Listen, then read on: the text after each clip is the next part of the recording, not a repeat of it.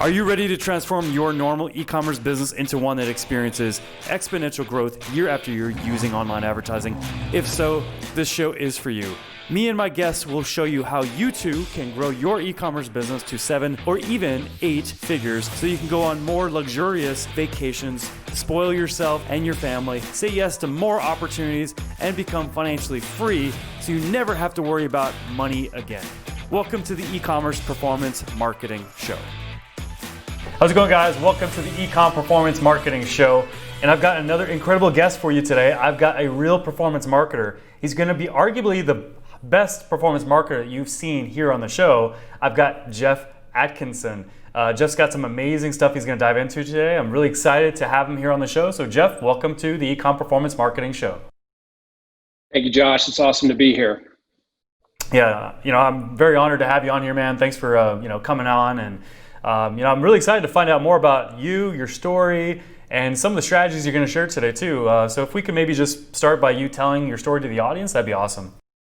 Sure.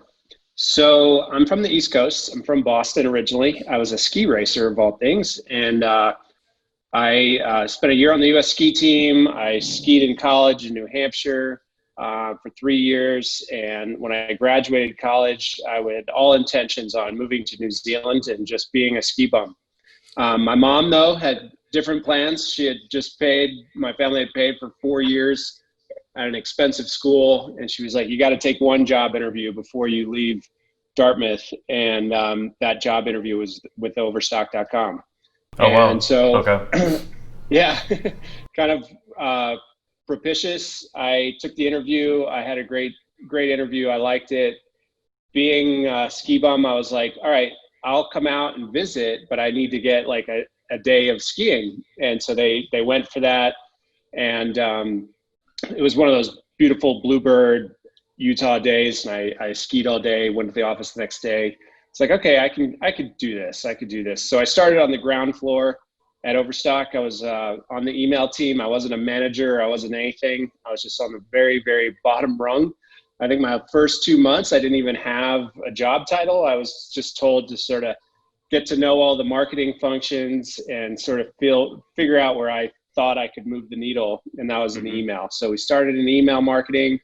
It was kind of a crazy rocket ship. We took it from, I don't even remember. I think it was probably about 50 million a year to 200 million.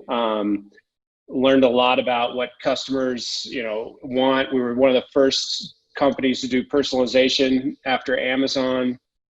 And essentially I had been given, or we had purchased an enormous amount of technology. So an Oracle license, a Teradata database, probably made I think it was like $30 million in tech expenses. And they were looking for people to actually make the needle move as a result of these investments. And I was given the kind of keys to the email side of that. So how do you get personalization? How do you use what people have clicked on, what people have purchased to actually, drive revenue? So this was 2005, which will make me feel a little bit old, but really the Wild West days of the internet. And that grant, we were really fortunate. I eventually became their SVP over marketing, analytics, CRM. I also ran buying for a long period of time. So really got to be on the forefront of all the revenue-based side of Overstock. And, we grew it into about a $1.4 billion e-commerce giant. Doing my own. So it was crazy. We had a great SEO story. We took that channel from 0 to 300 million in 4 or 5 years. So a lot of growth tales, I have some funny stories for you if you want to get into it today, but yeah, pleasure to be here. Now I have my own company, Huckabuy, which is SEO software, technical SEO software that's really taking off as well, which is exciting. But I know you probably want to know more about the Overstock story than anything else, and I'm happy to get into that. Well, it sounds like you really want to tell at least one fun story from your background at Overstock. And honestly, I'd love to hear it because, just going from 50 million to 4 times that, and obviously getting up into the billion, that's massive, that's huge. And I'm sure you've got plenty of stories you could tell in regards to that. So yeah, if you could just tell maybe one fun story for the audience to hear about that experience, that'd be awesome. Sure. Well, I got more than one, but one comes to mind. We were doing a bunch of display advertising. We had figured out that display advertising was undervalued because everybody treated it as a direct response channel when it really was a branding channel. And if you just judge display based on who clicked through and who bought, you'd just be misjudging it. So we were doing all this display ad spend, and at the time it was DoubleClick who got bought by Google. And I had this idea that if we hosted the ads instead of DoubleClick hosting the ads, it'd be basically the same thing as them being on our website. And that would allow us to do personalization and all these things we were working on. So the retargeting display ads was actually my idea, to show people the products that they had just clicked on, show their recommendations. So we rolled it out and we went to DoubleClick and said, yeah, we'll pay the same price, but we want to host all the ads ourselves. And they were kind of scratching their heads, but they went for it. And I remember the day we turned it on, as you would imagine, there was a bunch of sort of rocky roads over the next couple of weeks as we were like recommending. I remember my mom calling me the day that we did it and was like, Overstock's just tracking me around the internet. It really freaked people out back then. Now we're just used to it. We had a husband or a girlfriend and boyfriend who were sharing a computer, and he had been shopping for engagement rings. I mean, there's a lot of interesting stories, but yeah, that was an idea that we actually patented, although now every company in the world uses it. But it was a cool idea. It was one of those ideas that actually didn't move the needle all that much, but you see it now everywhere, which is kind of right. cool. Yeah, that's cool. Did Overstock come up with that, and then Google and other companies adopted it too? Guilty. Yep. Wow. That was my idea. See, it may have not have moved the needle necessarily, sales wise in the business, but that had a ripple effect, and I'm sure it got returned to Overstock tenfold. So awesome job, man. Oh, thanks. Yeah, it's just sort of one of those random things. Like what I tell people now is, like, in those days, if you had a good idea, you could, and Overstock was a place where we could just I could do almost anything I wanted. You could try stuff out. And so we were there was no textbook written, right, on e-com or digital marketing, and you were sort of figuring it out as you went. And so it was a fun time. Yeah, that's cool, man. That's really cool. Wow. Well, I feel like I'm really speaking to an industry legend, someone that really changed the game and invented, Google display and, personalization and retargeting, essentially, in a way. Well, a chunk of it, display ads for sure. Retargeting on display ads. Google does a whole different deal now, but that is a piece that was us, and I was fortunate to come up with it, and here we are. It's just awesome. Normalcy. That's awesome, man. Well, that's cool. So Overstock, what were some strategies? Like, if you could maybe share up to 3 strategies that you feel like still are relevant today, so e-com business owners that are watching this can apply these strategies to their business too. What are up to 3 strategies that you feel like worked so well for Overstock that other e-com business owners can also do today? Yeah, I would say the first is the idea that investments in technology always have the highest ROI. So when you think of your marketing dollars, don't think of them as just paid ad spend. Think of them as hiring developers and building technology and buying pieces of technology that will move the needle. And the best examples of this were SEO. That was a complete investment in technology, huge channel, right? $300 million channel. The ad spend is 0. And so you're just investing really in technology and the people. Those were always the best bets. So SEO, email marketing, CRM, analytics, all those bets paid off like tenfold compared to any paid media. The way we set up paid media was just basically like a math equation. So you'd kind of set it and forget it, and we could actually focus on these more technical and strategic things. But that'd be the first one, invest in technology. Your email marketing is such a powerful channel. Having a customer that subscribed to your email is worth like 7 to 10 times having a customer that's not subscribed to your email. So getting them on that email marketing train, figuring out what they respond to.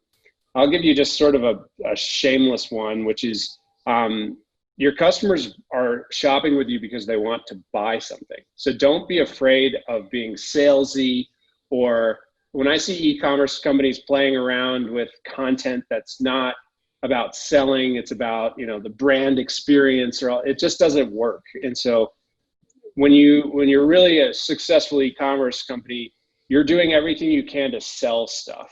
And all those other strategies, although they might seem cute or they might seem like they're hip and they're in, what I've found to always work is to always be selling. And if you subscribe to Overstock's emails, you'll see that selling almost every single day. So that'd be my second one: invest in technology, always be selling, and your content should focus on selling. And probably the last one is SEO. SEO ends up being by far the best new customer acquisition channel. You get a higher lifetime value out of SEO. You have more loyalty. You can change a business through SEO, and almost every big e-commerce player has gotten there as a result of being very, very good at SEO. I mean, eBay and Amazon would be the two in particular. Mm-hmm. Yeah. Awesome, man. Yeah, a few years ago, back in 2017, we did an e-commerce summit, and this guy, Tyler Merritt, he spoke very highly of using email to really promote selling. And he actually did a test that he showed in the summit that it was basically like 30 days of one email a day promoting selling versus second 30 days, 2 emails a day promoting and selling. And he saw the sales basically like double, I believe it was. He saw like very minimal impact to unsubscribe rates, complaints. So it just showed, like what you just said, that you always want to be selling over your emails and you don't want to shy away from it. You definitely want to do it, and you want to do it actively. Like you said, people are on your list to get value, but they're on your list to buy, especially if you're an e-com business. Yeah, for sure. I mean, the two things that move the needle the most, and this is an email list of like 20 million. One was coupons and how aggressive you could be. There was a difference in response between a 10% coupon and 11% coupon.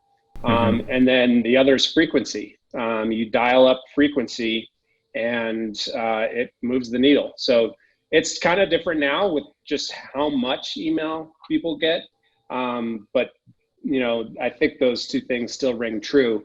If you think about your favorite brand, like I'll take a brand like Patagonia. If they send me a piece about, a backpacking expedition in the South America, or a 50% off coupon, which one am I going to open and interact with? It's pretty straightforward.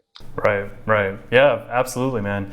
So SEO, I know that, SEO is actually something we really haven't talked about on the show with anybody. So I'd love to maybe kind of unpack that a little bit more with you and all the success you've had with SEO. And plus you've got obviously a software application that, I'd love to hear more about as well. So if we can maybe discuss SEO and what e-commerce business owners that are watching the show or even listening to the show, what they can do to enhance their SEO results to get more organic traffic to their websites. Yeah, SEO is what I call like the oxygen of the internet. If you don't have SEO, it's hard to breathe. It's hard to keep going. And so, especially in e-commerce where it's so competitive, it's such a, I always joke, you never want to pick Amazon as your number one competitor. That's just a tough road. But SEO is what's going to kind of make or break most e-commerce businesses. The product matters, of course, but if eyeballs aren't looking at it and eyeballs aren't cheap, it's going to be hard to grow it the way that most companies want to. So yeah, I'd say the first suggestion to e-commerce owners is to look at how is your site organized? Is it optimized for SEO? Is your navigation, for example, optimized so that when Google comes in and they hit those drop downs and they hit those links, they're getting the best possible keywords that they could get? And that's so important. So the very first handshake with an e-commerce site is its navigation. And a lot of times people will name things what they think things should be called instead of what people search for. So I'll give you a great example. So when I got to Overstock, we were known for having lots of jewelry and watches, electronics, clothing. That was sort of Overstock's niche, right? Back up the truck, get a deal, sort of bada bing, bada boom type buyers that are always trying to get a really good deal. Because of SEO and keyword research and having good analysts, we basically figured out that all the furniture and home and garden stores were these big box retailers, and they weren't really online. They weren't doing a great job online. And we realized there's this huge opportunity to move into home and garden, specifically bedding, furniture, mattresses, things like that. Now, if you think of Overstock today, like that's what they're known for. They're known as a home and garden company. And that whole shift as a company was driven just based on SEO. We saw the opportunity, we did the research, and we shifted as a company. That's an extreme example of how to sort of take SEO seriously, but think about how much easier it is to look at something that's already in demand out there, meaning people are searching for it, people want it, and then fulfilling the product versus creating the product and calling it what you want and trying to stuff it down people's throats. It's just such an easier way to get to growth and success if you actually follow what people are searching for, call it what people are searching for, build content around what people are searching for, and just fulfill that demand at a good price versus, just saying, well, I have the best idea in the world and people are going to love it. That's really hard to do. So that'd be like my overarching, sort of recommendation is to that research, like what people are searching for and where's my product fit in that is a really important step, I think, for every e-commerce company. Yeah, absolutely. I mean, in the past, when I've consulted with companies, I'd recommend that if they're trying to fill gaps in their product, lineup, their product funnel even, to go to Amazon, for example, and try to find like what the most popular products are that are related to their flagship product or products. Because Amazon is the number 2 search engine behind Google, but yet it's a shopping engine. That's one tactic, that the audience can obviously use to try to fill in their product funnel and see what products are popular that they can add to their store, and then they can obviously look at sourcing those products from suppliers, whether it's domestic or international. Do you have any specific tactics that you can also share with the audience when it comes to them identifying products that they can sell in their store to be able to use what you just said instead of trying to, like you said, test something brand new, which that's like a big risk anytime you do that. It's always better to try to sell something that's already been validated by the market, that's already selling, instead of trying to sell something 100% brand new. Yeah, the niches that I look for, and specifically the metrics that I look for when looking at product opportunities in e-commerce, are search volumes and search competitive scores. So you can look at actually both. Search volume is going to be universal across PPC and SEO. Keep in mind about 85% of the clicks are probably going to happen in SEO. And then how competitive is it? So how high are the CPCs? And then what's the difficulty score in terms of ranking, in terms of SEO? If you find high volume and low competitive scores, that's an opportunity. And we would actually feed all this information into our buying group so they knew exactly where the opportunities fell. So that's kind of the things that I would look towards. I will say today, Google announced that Google Shopping will now be free. And so any product can be listed on, they still do the sponsored ads, but you can list any product on Google Shopping for free and you don't have to have a CPC on it. So that's a big change, one that I'd jump all over. It actually was announced today. I actually don't talk about e-commerce all that much anymore, but I saw it today. I posted it to LinkedIn and I was like, this is big. Because before, when Google Shopping got started, it actually was all for free. And it was a huge channel for Overstock. And now that they're flipping that switch again, they're basically saying you don't have to pay to play. You can now just play. And if you have the best product at the best price, it's going to get to the top. So I would highly encourage your audience to list everything they have on Google Shopping now. Absolutely. Wow. Yeah, that's really cool. That's really cool. Well, tell us about your what's going on right now with you, like your SEO software. Like, I really want to hear more about it, and I know the audience, wants to hear more as well, since they've seen so much value already from you. And I'm sure the software, it being, made of technology, and unfortunately, AI is going to surpass us when it comes to our brain power. So, man, I'm just going off into sci-fi territory there, but I'd love to hear more about your SEO software and how it applies to e-commerce businesses and how they can use it in their business to be able to grow their organic traffic and also grow their customer base by using your software. So what I found at Overstock was we had at some point over 40 people working on SEO. And I know that sounds crazy. Like, how many companies get that opportunity to hire 40 people just working on SEO? Well, if you get to a $300 million channel, you literally can't hire enough people to make the ROI look like any of your paid channels. And that's just how we look like it. Just like I said earlier, like, think about your technology expense as marketing expense. So over half of those employees were developers. So a lot of time was spent on the technical side of SEO. How do we get this site to talk to Google as well as we talk to humans? And there's a few things there. One is like, how fast is your page speed? Google cares a lot about page speed. How good is your structured data? Structured data is like the language that Google likes to speak with the e-commerce site. So you can feed them reviews and product information. How strong is our Google APIs that we're giving them all our Google shopping feeds? And yet the industry of SEO, so we made all these technological investments, but the industry of SEO was very focused on the services side. So at a $95 billion being spent, almost all of it spent towards agencies. And agencies honestly can't do any of that technical stuff. So here I was sitting on, my experience of what grew this huge channel, and that almost all of it was this technical stuff. And yet the industry is just not even doing it. So what Huckabuy is built to do is to literally create a software solution to check these big technical boxes. So there's two products. We fully automate structured data markup, which always moves the needle really significantly for e-commerce. And then the second product is a product called SEO Cloud. And SEO Cloud is as a result of something called dynamic rendering. Dynamic rendering basically means you can now generate a version of your site that's just for Google. So it can be, no more JavaScript, get rid of the chat box, get rid of all the tracking parameters. And so we generate a version of the site that's much lighter. It's flat HTML. It doesn't have any JavaScript. It contains the structured data. It's really like the perfect version of your site for Google.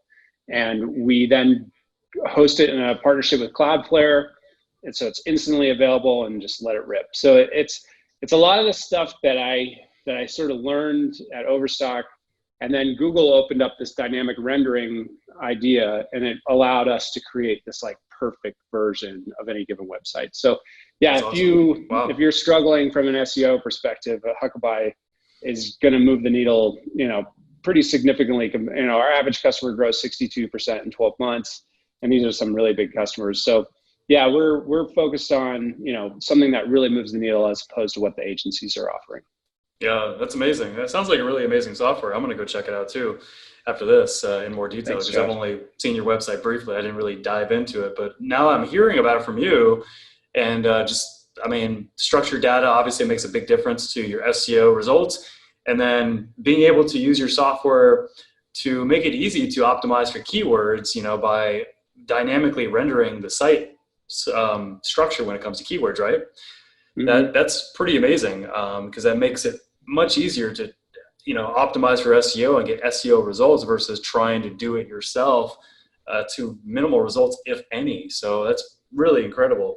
Yeah, guys, you guys definitely need to check out that software. I mean, that sounds amazing. So, well, cool, Geoff. How can the audience follow up on this episode and, get to know you and also become a subscriber of your software? Yeah, so the best way is just huckabuy.com. And what I'd recommend is if you fill out a contact us form and you put in this podcast and say that's how you heard about Huckabuy, that's how you heard about me, we give you a discount and we make sure that you're just super taken care of. So even if you want to talk to me directly, it's a great place to drop your information and we'll make sure that you're taken care of. Awesome. All right. And we've got a fun little bonus round. We always do it with every guest, just to kind of wrap up the episode. So the bonus round here is I'm going to ask you a few questions, and you have to answer each question with only one word. Okay. Okay. What caused your biggest e-com success to date? Creativity. Nice. Okay. And what advice do you have for other e-com business owners?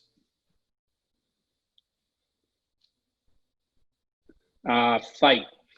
You got to Like really it. fight. It's true. You got to, as an entrepreneur, absolutely. How do you describe yourself? Ambitious. Okay. And then what do you see in your future? Growth. Awesome. Okay. You did a great job with that. Some people freak out about this one word, bonus round and the challenge of answering everything in one word. And you just were like super smooth about it. No problem. Give you what you want. Yeah, I appreciate it, man. Well, it's a pleasure to meet you virtually speaking. And thank you so much for being on the show. And guys, definitely go check out Huckabuy, right? Huckabuy? Yep. Huckabuy, like buy a product. Okay. So HUCKABUY.com.